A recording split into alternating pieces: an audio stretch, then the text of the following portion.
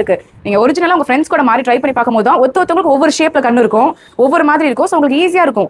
சும்மா டம்மியை காமிச்சு டம்மியில செஞ்சு காமிங்க அப்படின்னு எல்லா அதுதான் மற்றவங்க மாதிரி நான் வந்து எல்லாமே டம்மிலே செஞ்சு பார்த்தா எந்த ஃபாய்தாவும் கிடையாது. ஒரு ஃபேஸும் சரி, ஒரு ஃபேஸோட ஸ்கின் டோனும் மாறும், டெக்ஸ்சர் மாறும். அப்பதான் உங்களுக்கு வந்து ஓகே இந்த ஸ்கின்னுக்கு இந்த மாதிரி மேக்கப் போடணும் அப்படிங்கிறது உங்களுக்கு தெரியும்.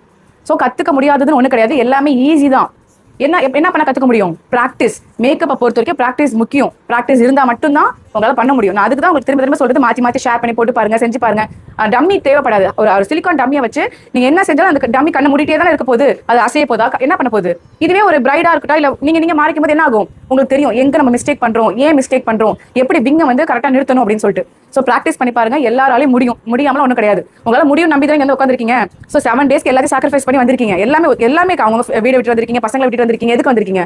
இங்க எல்லாத்தையும் கத்துட்டு போக தான். ஸோ நான் சொன்னது டே பை டே நீங்க ஃபாலோ பண்ணீங்கன்னா ஈஸியா கத்துக்க முடியும். நீ என்ன சொல்றது, நான் என்ன கேட்கறதுன்னு இருக்காதீங்க. அப்புறம் என் கிளாஸ்க்கு வந்தீங்க?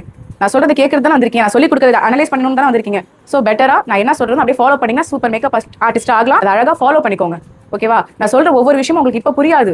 நான் நினைப்பீங்க ஒரு மாசத்துக்கு அப்புறம், அன்னைக்கே அவங்க சொன்னாங்களே நம்ம அதை கேட்கலையே அப்படின்னு சொல்லிட்டு அப்ப நினைப்பீங்க, கண்டிப்பா நினைப்பீங்க. ஸோ அதனால நான் சொல்றது எல்லாமே உங்க கெரியரை பில்ட் பண்றதுக்கு ரொம்ப யூஸ்ஃபுல்லா இருக்கும். உங்களை இன்னைக்கே விட்டுற போறது கிடையாது. நான் டே பை டே உங்களை ஃபாலோ பண்ண தான் போறேன், உங்க ஒர்க்கை நான் பார்க்க தான் போறேன். ஸோ என்ன